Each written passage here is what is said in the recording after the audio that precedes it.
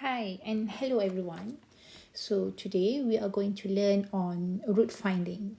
So what exactly is root finding? Root finding is when you have a function, say fx, and then you would like to know what is the value of x when your fx is equal to 0. So this is what you call as your root. The value of this x is your root. Okay. So there are many ways there's many ways to find the root. So one of the method is bisection methods. All right, so I'm going to show you how to do this bisection method. So normally you'll have an interval from a to b.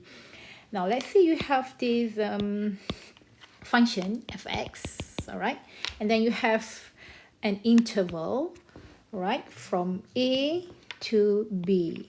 So what you have to do next is you need to get the value of fx and fb, right?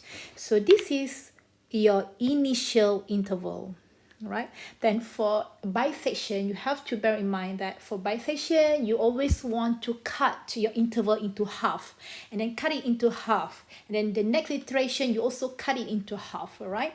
So meaning that when you want to cut into half, you're going to use this. You need to find the middle point, all right?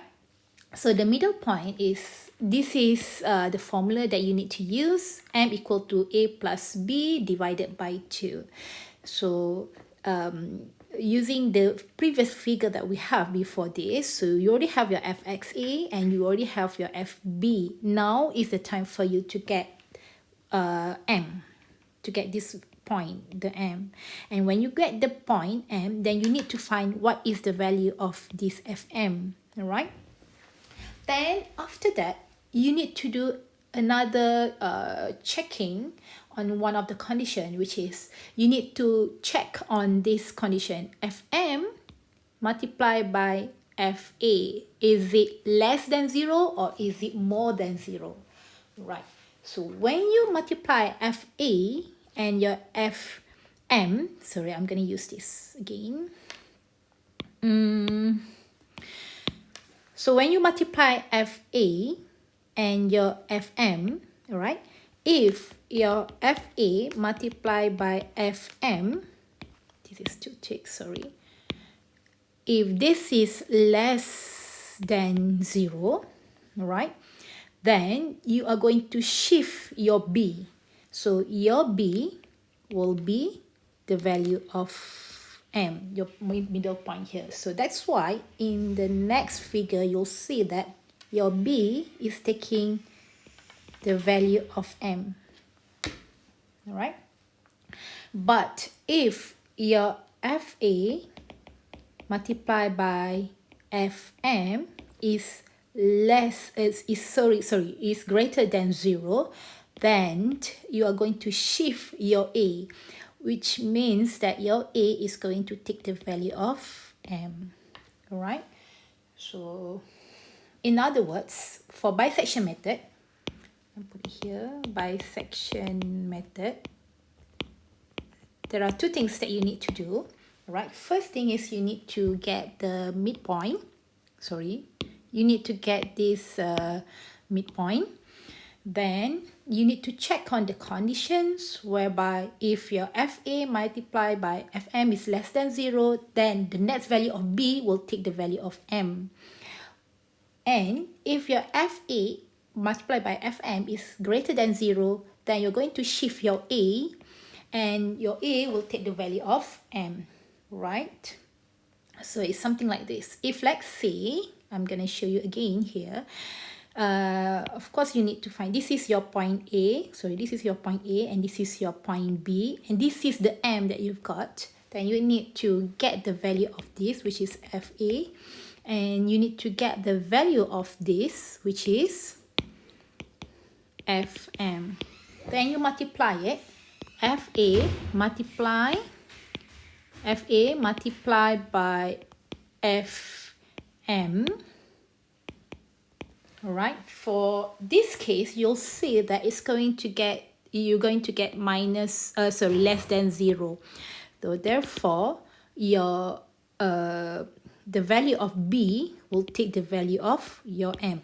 So that is why at the next step, for this particular case, at the next step, yeah, your ai plus 1 will be remain as before, but your next b, which is bi plus 1, will take the value of your mi. Alright? And for this one, if let's say fa multiplied by fm is greater than 0, then we'll take your a will take the value of m. So what does it mean? Again, so you have this fa. So this is your fa, and this is your fm. So when you multiply fa multiplied by fm, and if that is greater than 0, in this case it is greater than 0, then your next a will take the value of m. So meaning that at the next step, for this particular figure, you'll see that this one here,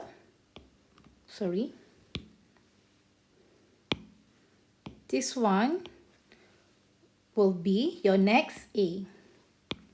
So ai plus 1 will become your mi, and your b will be remain the same. Alright. I'm going to show you how to do this using example one that we have in here. So let's say that we have this equation, this function fx equal to x to the power of 6 minus x minus 1. And you want to find the root, whereby what is the root when fx equal to 0? So what is the value of this x? Yeah, accurate to within epsilon 0.05. And given that this is the interval, xa equal to 1 and xb equal to 2. So first thing, I suggest you to draw a table just like this one, where you have n, xa, xb. This is actually your a, this is actually your b, and this is your midpoint, right? And then remember that you need to evaluate the value of this fa, and this is actually fm. All right, and this one represent your epsilon. Right? Now, first thing that you need to do is you start with first iteration, we always make it as 1. So your a is 1 because it starts with this one, right? Your b will be 2. Start with this one, right? And definitely the midpoint between a and b here will be 1.5, which is a plus b. So 1 plus 2 divided by 2, you've got 1.5.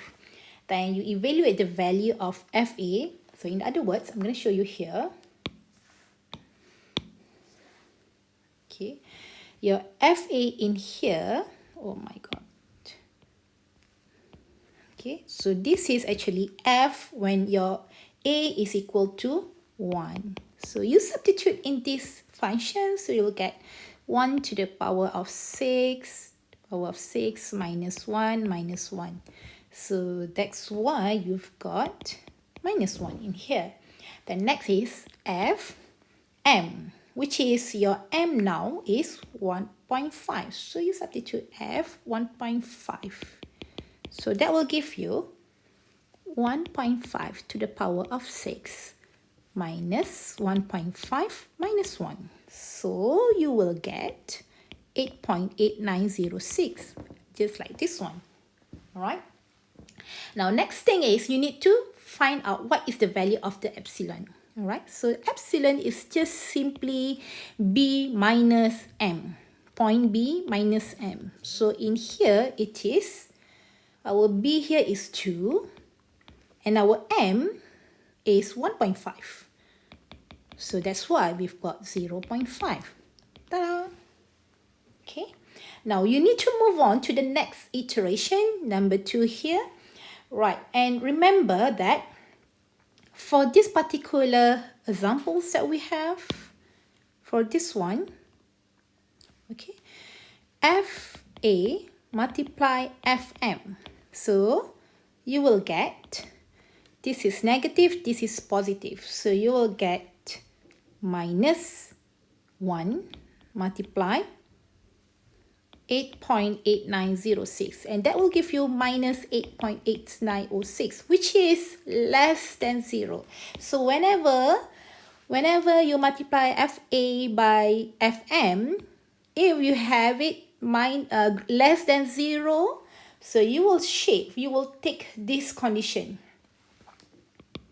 Okay, so your next A will be remain as your previous AI, but your next B will take the value of M, the midpoint that you find. So you'll see here at the second iteration here, all right, your A is remain, so that's why you have the same here as this one, but your B will take the value of M, so that's why your B here take the value of this M, right? Okay, then next is you need to get the midpoint between 1 and 1.5, so that's why you will get 1.25 here. Then again, you need to determine the value of fxa and fm, right? And when you multiply this, fa multiply fm, all right, minus minus 1 multiplied by 1.5647, that will give you minus 1.5647. So this is definitely less than 0. Therefore, you know that the next value of your B will take the value of M.